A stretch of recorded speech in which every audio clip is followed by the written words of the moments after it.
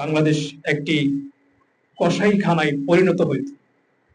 সে থেকে আমরা উত্তরণ হয়েছি। আল্লাহ পাক আমাদেরকে বাঁচিয়েছেন এবং আল্লাহ পাক আমাদেরকে সেই ভয়ঙ্কর বর্বর থেকে মুক্ত করেছেন।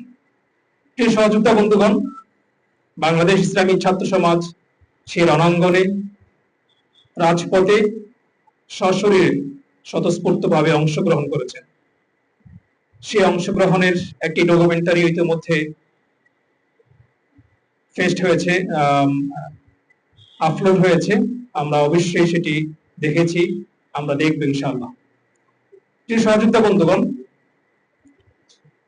এই ফেসিস্ট হাসিনা আমাবস্যা নামক ফেসিস্ট, যার স্বৈরাচারিতার কারণে বাংলাদেশের আলেম সমাজ থেকে নিয়ে বাংলাদেশের আপামর জনতা, যাদেরকে বিনা অপরাধে গুম, খুন, হত্যা, নির্বিচারে তাদেরকে গুলি করে হত্যা করা হয়েছে।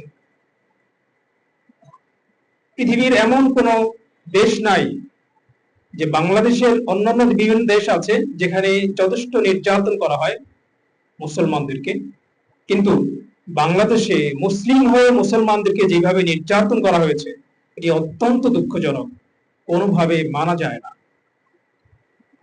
এটি সত্যি। কথা দীর্ঘায়িত না করে আমাদের সময়কে খুব দ্রুত শেষ করতে হবে। আমি আরেকটি বিষয়ে আপনাদেরকে বলে শেষ করছি। ইতিমধ্যে আমরা শুনতে পেয়েছি মানবাধিকার কমিশন সরকার ওপেনলি কাজ করার সুযোগ দিয়েছে। মানবাধিকার কমিশন এরা কারা? আমরা জানি, যারা পশ্চিমা দেশগুলো তাদের প্রভুত্বকে বিভিন্ন দেশে চাপিয়ে দেয়, তাদের অভিভাবকত্ব বিভিন্ন দেশে চাপিয়ে দিতে তারা বাধ্য হয়, চাপিয়ে দেয়।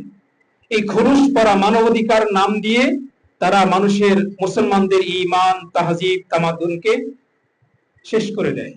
আজকে মানবাধিকারের নাম দিয়ে নারীর অধিকার এবং পুরুষের অধিকারের নাম দিয়ে নারী এবং পুরুষের একটা সমতা বিধান করে বরং ইসলামকে ভুলুণ্ঠিত করা হয়।